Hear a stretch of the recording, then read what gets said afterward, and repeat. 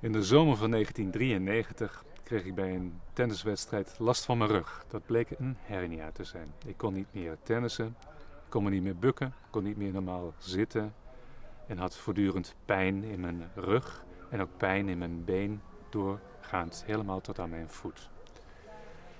Ik kwam door een artikel in een tijdschrift in aanraking met de Bruno Geuning Vriendenkring.